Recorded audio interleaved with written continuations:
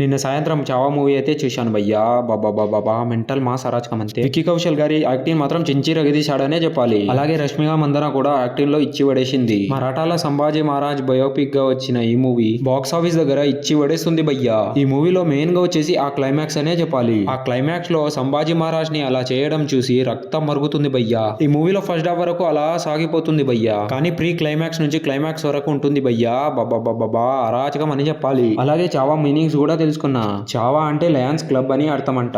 ఇందులో విక్కీ కౌశల్ గారు బాలీవుడ్ యాక్టర్ అని పక్కన పెడితే యాక్టింగ్ విషయంలో మాత్రం తగ్గేదేలే భయ్యా. అలా పర్ఫార్మెన్స్ అయితే ఇచ్చాడు. ఈ మూవీలో రష్మిక మందన చాలా అందంగా కూడా ఉంది. బీజిఎం గురించి చెప్పాలంటే ఏఆర్ రెహమాన్ ఇచ్చి పడేశాడనే చెప్పాలి భయ్యా. చాలా రోజుల తర్వాత తన నుంచి ఒక బెస్ట్ బీజిఎం అయితే వచ్చింది. ఈ మూవీలో నాకు గూస్ బంప్ తెప్పించిన సీన్ అయితే ఇదే భయ్యా. హే పార్వతీపతే హర హర మహాదేవ్. ఈ డైలాగ్ ని థియేటర్ లో వింటుంటే బాబా నరాలు ఇట్లా గూస్ బంప్ లేస్తున్నాయి భయ్యా. అలాగే ఈ మూవీ డే 1 కలెక్షన్ వచ్చేసి 33.1 crore అయితే కలెక్ట్ చేసింది. వరల్డ్ వైడ్ గా 50 crore గ్రాస్ అయితే కలెక్ట్ చేసింది. ఓపెనింగ్ అయితే గట్టిగానే వచ్చాయి భయ్యా. అలాగే ఈ మూవీ లాంగ్ రన్ లో పెద్ద టార్గెట్ అయితే పెడుతుంది భయ్యా. అలాగే ఈ మూవీ లాంగ్ రన్ లో ఎంత కలెక్ట్ చేస్తుందో చెప్పండి. అండ్ అలాగే ఈ వీడియోని లైక్ చేసి మన ఛానల్ ని సబ్స్క్రైబ్ చేసుకోండి ప్లీజ్ మామా.